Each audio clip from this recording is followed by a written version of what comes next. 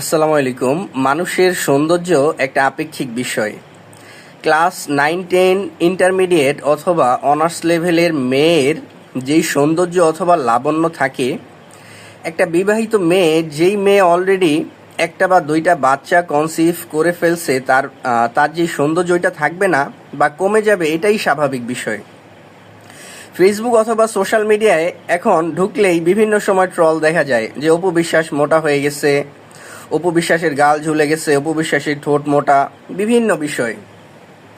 তারপর হচ্ছে ঐশ্বরিয়া রায় বচ্চনকে নিয়ে সমালোচনা করা হচ্ছে যে ঐশ্বরিয়া রায় কেন এত মোটা হয়ে গেছে, কেন স্লিম হয় না, ডায়েট করে না। দেখেন, ঐশ্বরিয়া রায় বচ্চন যখন 21 বছর, she was the most beautiful country in the world 1994-এ। তো এখন এই মহিলার বয়স হয়ে গেছে ধরেন 50 বছর, ওনার মেয়ের বয়স প্রায় 10 থেকে 12 বছর হয়ে গেছে। তো ওনাকে নিয়ে সমালোচনা করার কি আছে? মানুষের বিভিন্ন সময় লাইফের বিভিন্ন স্টেজে বিভিন্ন বয়সের আলাদা একটা সৌন্দর্য থাকে। একটা প্রোডাক্টের যেমন একটা লাইফ সাইকেল থাকে, যেমন ইন্ট্রোডাকশন, গ্রোথ, ম্যাচিউরিটি, ডিক্লাইন। একটা প্রোডাক্টকে বিভিন্ন স্টেজ পার করে একটা পর্যায়ে পৌঁছাইতে হয়। তো মানুষের জীবনটা একটা প্রোডাক্টের মতো। মানুষকে তার শৈশব, কৈশোর, তারপর হচ্ছে যৌবন, বার্ধক্য, এগুলা সব ফেস করতে হয়। ফাইনালি প্রোডাক্টের মতো মানুষেরও একটা ডিমাইস বা মৃত্যু চলে আসে। তো যারা যারা সমালোচনা করতেছে, তো এটা আসলে কতটা যৌক্তিক?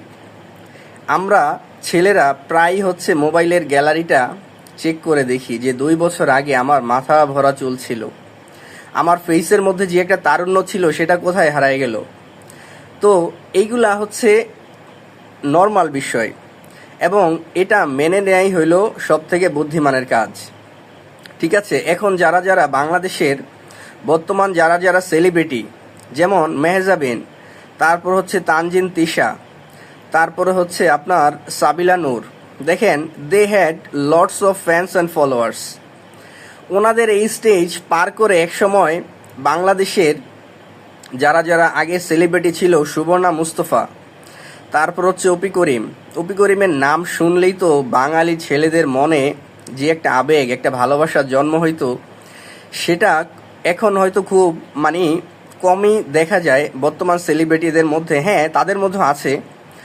তো বিষয়টা দেখেন, অপি করিম এখন প্রায় 40 অথবা 50 সদ্য একজন মহিলা।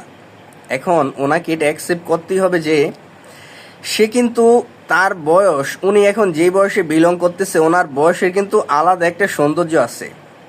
ঠিক আছে, প্রত্যেক মানুষের বিভিন্ন স্টেজে বিভিন্ন বয়সে হচ্ছে আলাদা একটা সৌন্দর্য, এবং এটার মধ্যেই মানুষের আসল প্রকৃত যেই গুণাগুণ অথবা লাবণ্যটা নিহিত।